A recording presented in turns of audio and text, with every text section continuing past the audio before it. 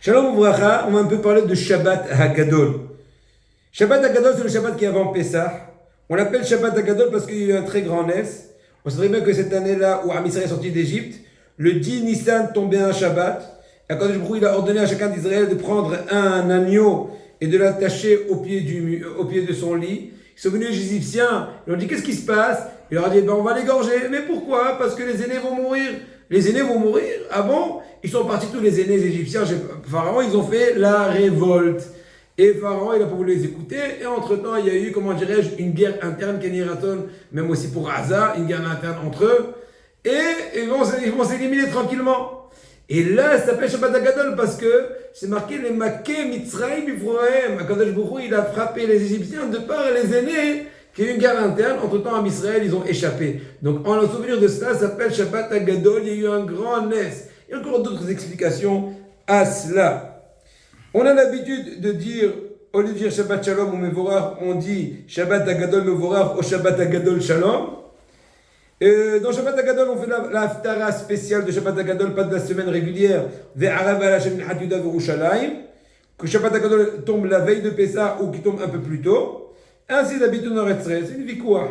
L'habitude aussi, c'est très ancienne dans toutes les keilot, dans toutes les communautés, que le Rav va parler devant le Tzibour, la dracha de Shabbat Hagadol. Attention, les anciens buts de la dracha, c'est d'enseigner au public toutes les lois de Pessah qui sont nombreuses, et pas trop s'allonger dans les pilpoulim. C'est bien de leur dire quelques divrei Torah, Haggadah, un peu de Moussar, un peu de Midrash, mais l'essentiel, Papke, va être sur toute la faute pratique de la Seder, la Matzah, le Maror, comment s'accouder, comment boire le vin, quel vin, et si on est passé avant Atot, après Atot, etc. Il y en a qui ont l'habitude, dans certaines Kehilot Ashkenaz, de lire dans le Shabbat Hagadol, au moment de Minha, une partie de la Haggadah de Pessah, depuis Avadim Hayinu jusqu'à l'Echaper ala Koravonotenu. Parce que dans ce Shabbat-là, c'est le début de la Geulat Am Israël. Il y en a qui ont même habitude, et il y a d'autres habitudes des Ashkenaz eux-mêmes qui ne font pas cela. Les Sfaradim n'ont pas l'habitude de faire ce minhag-là. Maintenant, on va un peu aborder une certaine Hagdama, une certaine introduction au halachot de Pessah.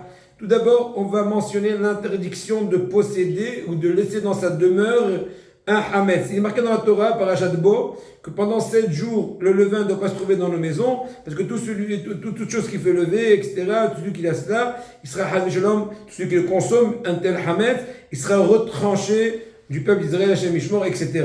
Aussi, il est marqué qu'on doit manger les matzot pendant les 7 jours et on ne doit pas posséder du hametz. On ne doit même pas voir dans la propriété du hametz dans tout notre domaine. De là, on apprend l'interdiction donc d'avoir dans sa propriété le hametz pendant les 7 jours de Pessah depuis le 15 Nissan jusqu'au 21 Nissan inclus. En Chutz La'aretz, c'est jusqu'au 22 parce qu'il y a 2 jours du Yom Tov. Et le Rambam, il dit aussi que celui qui laisse le hametz dans sa demeure, même s'il ne mange pas, le simple fait qu'il est dans sa demeure, il est en train de transgresser 2 interdictions de la Torah. Lo yera elecha se'or bechol givulecha se'or le matzevaterem, les 2 isurim. Par rapport à l'annulation à Shabbat du hametz pendant le jour du 14 Nissan, et bien il est marqué dans la Torah toujours dans Parashat Bo.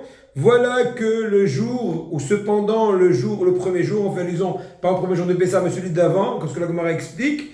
Donc le 14 Nissan, vous devrez annuler, anéantir tout hametz de votre maison. Le sage a appris de là que le 14 Nissan à Hatzot Hayom, il faut annuler le hametz. Seulement, beaucoup de poskim me disent qu'à chaque instant qui n'annule pas le hametz, il est en train d'annuler cette Issur Torah. Et à partir de ce moment-là, il est interdit le hametz. À partir de la 6e heure, le 14 Nissan, il devient interdit, il devient hors de la propriété. Une personne qui a été Mekadesh, une femme, avec un hametz, après les 6 heures, et pas Mekadesh, parce que ça ne s'appelle plus à lui, il est interdit de profit en Minatora. Mais avant, jusqu'à Hatzot Hayom, selon la Torah, on a le droit, jusqu'au midi de la Torah du 14 Nissan, on aurait le droit de même manger le hametz. Cependant, nos sages ont fait un éloignement, ils ont permis de consommer le hametz jusqu'à la fin. Depuis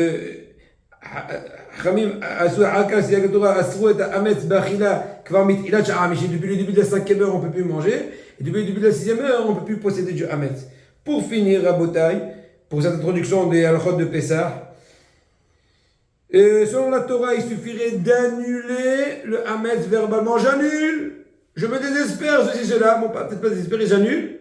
Mais seulement dans ça, on dit que des fois, tu pourrais retrouver un beau gâteau, un beau millefeuille, et tu vas t'oublier, tu vas t'aller, tu vas manger. Donc, ils ont instauré, en plus de l'annulation du Hametz, de faire une recherche du Hametz pour être certain, et de aussi, voilà. Maintenant, aussi faire que la recherche, c'est pas suffisant, parce que des fois, on n'a pas assez trouvé, donc on va aussi annuler. Donc, annuler tout ça, c'est pas bon, rechercher tout ça, c'est pas bon, les deux ensemble, c'est bon. Il y a beaucoup plus de ions dans cela, mais pour l'instant, c'est suffisant.